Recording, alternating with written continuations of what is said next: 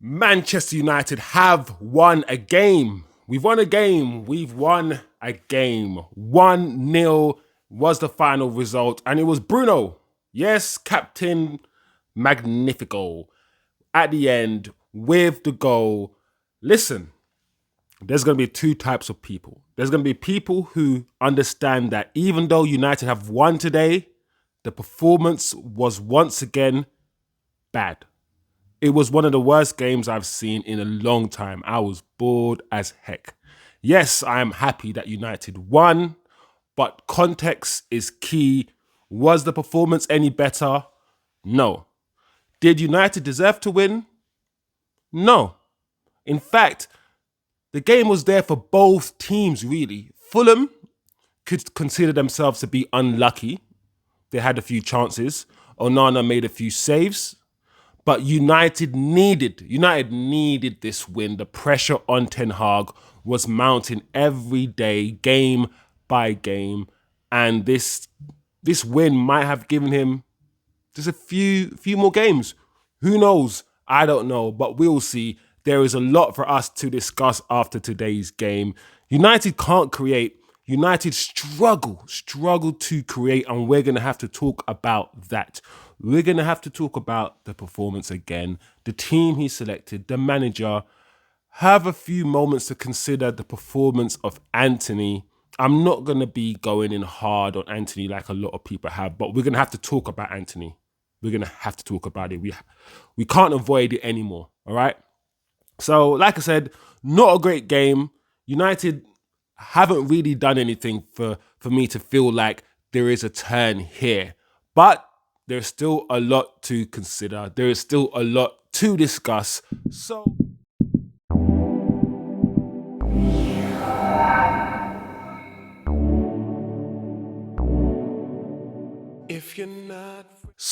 as usual, guys, smash the like, turn on notifications. If you haven't yet subscribe to the channel, grab yourself your drink, grab yourself your smoke, whatever you're doing, chill out, have a little debrief, have a little match analysis with your boy, Chosen Wisdom.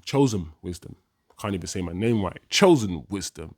So yeah, I hope you guys have had a good day, good week, having a good weekend. Whenever you're watching this, just hopefully you're safe, you're healthy.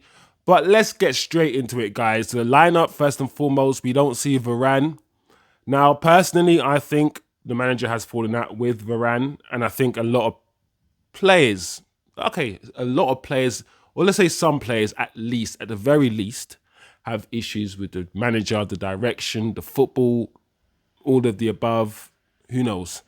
And the manager is not feeling them. And I think Varane is one of them. I think Casemiro might be another. But that's just me thinking. But either way, the fact that Varane is not playing is, for me, a concern.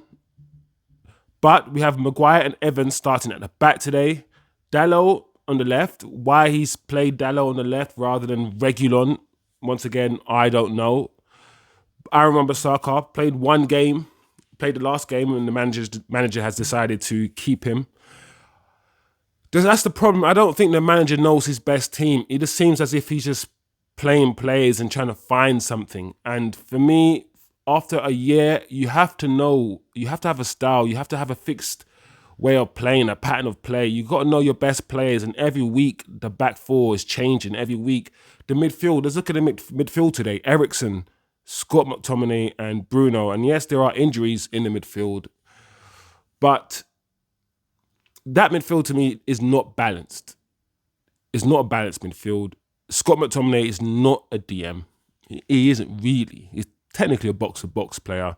Eriksen was never a DM. He's as a number 10, as we know. And Bruno is, he plays number 10. Many of you will argue he is a number 10. But for me, number 10s are the Neymars, the Messis, the Ronaldinhos. Those are number 10s. What Bruno's like a Frank Lampard. Bruno's a box-to-box midfielder. He really is. He's an 8, but he plays as a number 10 for Man United. Højlund up front, Garnacho and Antony on the wings. Rashford apparently was partying over the weekend, but reason why he didn't get picked today was injury, or didn't pass a fitness test or some sort of training test or something like that, something along those lines, which it smells a bit fishy. So I don't know what to believe about that, but that's the starting lineup. Like I said before, I would usually comment on the starting lineup and say who I would play and who I would not play. But the way the manager is chopping and changing every game, he's trying to find something. He's trying to find a balance. At the same time, he's punishing players for not doing certain things, for not training. Sancho's not playing for this reason. Varane's not playing for this reason. Rashford's not playing for this reason. So I'm trying to look at the consistency. He's brought in Mason Mount. That's Mason Mount, his signing, his player. Nobody forced him to buy Mason Mount, but Mason Mount can't get into the team. He's brought in Amrabat. Amrabat is on the bench, but it seems like it's the Scott McTominays and the sort of the Maguires, the players that he didn't want, players that he wanted to sell. He's now having to rely on, which is quite interesting. Very, very interesting. He seems like he's totally gone away from his traditional, if he ever had a traditional sort of style of play. I don't know. But either way, the game started. Okay, let me be honest. Let's talk about the game now. In terms of the game, for me, United didn't start actually that badly. We've started worse in many games, but in this game, the first 5-6 minutes, we actually had decent possession and we actually tried to start on the front foot, mainly because Fulham weren't pressing. I think Fulham were very comfortable in sitting back and absorbing pressure. I don't think they felt that we had the ability, and clearly it was right, to create a chance in open play, really. So they were very comfortable in sitting back. In the first few minutes, I saw that, and we had a bit of joy. In fact, we scored a disallowed goal by McTominay, and it was very unfortunate, to be honest, because it was a decent goal. Great cross from Eriksen. And I think it was Garnacho who crossed it first time to McTominay at the far post. He was there, right place, right time, as you say, to score. And like I said, to be honest, it was a decent move. And if we scored that goal based on how we started, not based on any chances we created, but based on how United started, if that goal had gone in, I would have said, yeah, cool. Yeah, we deserved it. We're edging it right at the beginning of the game. We're keeping the ball better. Like I said, Fulham are standing off. And both our counter-attacks started looking dangerous because after time went on, Fulham started doing the transition, the quick counter-attacking against us. And every now and again I thought, okay, they look kind of dangerous. Both teams, around the 30-minute mark, we saw that both teams were looking to score basically on the transition. That was basically how they were looking to score. United weren't getting much joy wide. Fulham, in the opposite, were actually getting most of their joy wide, funny enough. But both teams for me were lacking the urgency, the ambition that is needed at this level to play or to win at this level. It was slow, ponderous, and if it was like Fulham were respecting United a bit too much in this game, a bit too much. But Fulham finished the half better, created the better chances in my opinion. United didn't create any chances in open play at all. And United, just in general, can't create chances in open play. The midfield, the movement in the midfield and the technical ability in the midfield is not there. We're very static. There is no pattern of play. There is no, okay, I go here when this ball is here and I move into this space. There's no cohesion in our play, and the midfield, the connection between our defence and midfield and attack is not there. Our attackers are dying and starving, and we're going to talk about Garnacho and Antony and Højlund in a minute, but our attackers are not really getting much of the ball, and the decision making in the final third is also quite bad. But the whole setup really for United is just not cohesive or conducive for the players that we have. But like I said, Fulham finished the half better. Second half, no changes. Very surprised that there was no changes made by United. Like I said, for me, and we're going to get on to Antony in a second, I thought Antony would have been taken off in the second half. But, second half started with a few moments from Garnacho down the left. I'm glad to see the kid. I mean, the kid is only a kid, and I'm not somebody who's overexcited or over-eggs the kid or overdoes how good he is, because he's only young and he's got pace, he's got trickery, but there's a lot for him to learn. And I just want to watch him learn without putting any pressure, without saying, oh, he's the next this and he's the next that, like most fans do. I just want to watch the kid. I don't think he's going to be the next anything, to be honest. But I want to be made wrong. I want the kid to fulfill his potential. So let's see what he turns out to be. But he had a few chances in the second half, at the start of the second half. But the game opened up. The game opened up a lot more. I think the teams, well, Ten Hag must have said something to the players, and the teams realised that the game was there for each team. And that's the reason why it opened up. Fulham started creating a lot more chances. Onana was making a lot more saves around the 55th, 60th minute. Dano right, what's his called again? The Brazilian. William was cutting in, forcing saves. So Onana was kept busy. Finally, Antony came off for Pelestri, and now I guess it gives me a good chance to just mention Antony. And what I'll say about Antony is this. We all know he wasn't worth 100 million. I think we went in for 50 or 60 million, and then they just kept upping the price. And then Dortmund, Ajax said to us that because we were taking so long, or they didn't have enough time to buy replacement, I think they kept increasing the fee. So eventually we paid 100 million. So we know he's not really worth 100 million. So I don't always like to say, 100 million player, why is he not doing 100 million things? Because Nunez and other players don't get the same, you can argue don't get the same scrutiny. Well, you can argue maybe get more scrutiny. But Antony, he needs to do more. He needs to do more. He was doing better last season. His confidence is gone. His confidence is shot. The manager, it doesn't have that much faith in him anymore. He does a skill. He cuts. His decision making is off a lot of the times. He can't beat a man. He doesn't know what to do to beat a man. And like I said, a lot of times he will get a yard, and rather than crossing the ball, he will turn back, or he will beat a man but then come back again on his left. And that is up here. That's all up here. And that's just not good enough. So maybe under a better manager, he might do better. But this is under Ten Hag. This is Ten Hag's guy. Ten Hag is resting a lot on Antony because he has to, because he spent £100 million on him. So he has to play him. But he's just, the way that we're playing, once again, doesn't seem like it's conducive. It seems like as if he's a sort of player, just like Antony, just like Sancho, who needs runners. He needs a team that plays fluent football. He's not one of them guys who just stand up defenders and beat the man, because Man United fans only want to see one type of football, and that's the isolation football, where one man just spams a crossing and headers the ball, or one man just beats his wing and then crosses the ball in. The way that Man City play, where it's just patterns of play and passing, United fans don't like that. United fans just want, most wingers can't actually beat their man one-on-one. Most wingers can't actually do it. Like when Martinelli comes against Aaron Wan-Bissaka, he doesn't really beat Aaron at all, one by one. You don't ever need to beat your defender one by one. Fullbacks are really quick now. You just need to outmaneuver them. So Antony came off.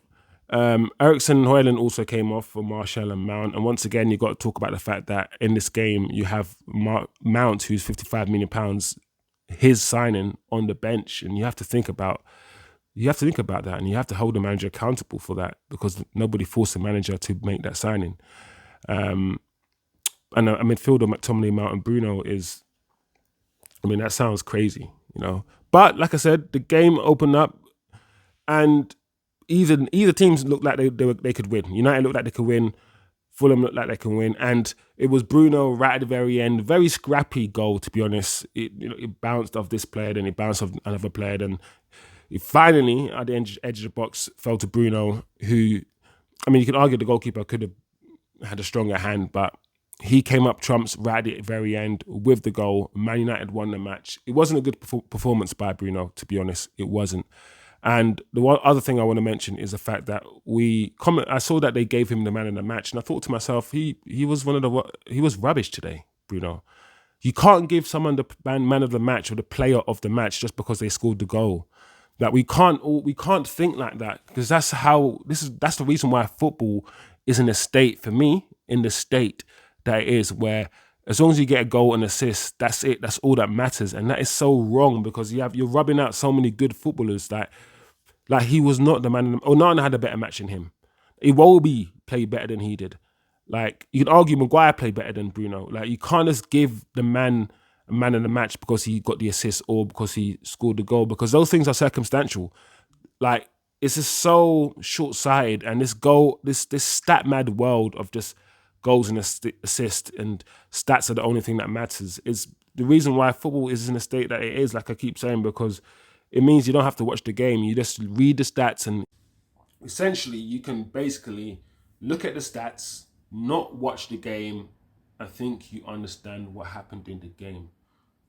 Totally removes context out of football, and that's what we're seeing. We're seeing football's changing because people's attention spans are not as long. People just want goals to go in. People just want pace. People just want action. So we're getting all the people who get goals and assists are now overpraised because it takes a whole team to score a goal. And some of the best players in the world, some of the best players we've seen, aren't players who've had loads of goals and assists. Ronaldinho and Zidane's of these world are not stat crazy people, So yeah, but slightly off topic, but still important. But yeah, I mean, we scored, we won, and that's the main thing. So I'm happy. What does this mean for Ten Hag? I don't know. I've always said that Ten Hag can turn it around. It's not over for him yet. A lot of people think it's done, but I don't think it's done because anything could happen. Yes, a lot of managers, most managers you can say in his position have usually received the axe. But yeah, he could turn it around. You've got the players. The thing is about United, he has the players like we've seen, Bruno, who can just do something, even when we're not playing badly. And that's what he always will have. I don't see a change in the way we play or we've played at all today. So yeah. Onwards and upwards, I always end the video and say onwards and upwards. I don't see much changing, but I just hope this gives us something, because the change room is still apparently divided, players still not happy. But one thing that makes players happy and everyone happy is winning. So who knows? I think our next few games are winnable, so that gives us something to look forward to. So yeah, that's it, man. What do you guys think? Who do you think man of the match? Man of the match for me. I don't know. I could give it to Iwobi. I can give it to Onana. I can even give it to Maguire. Evans played decently. Yeah, any one of them. But yeah, onwards and upwards. Hope you guys have a good week. Look after yourselves. And yeah, I'll see you guys next time. Next match, next review, next analysis. Let me know what you guys think. As usual, comment below. Peace out. If you're not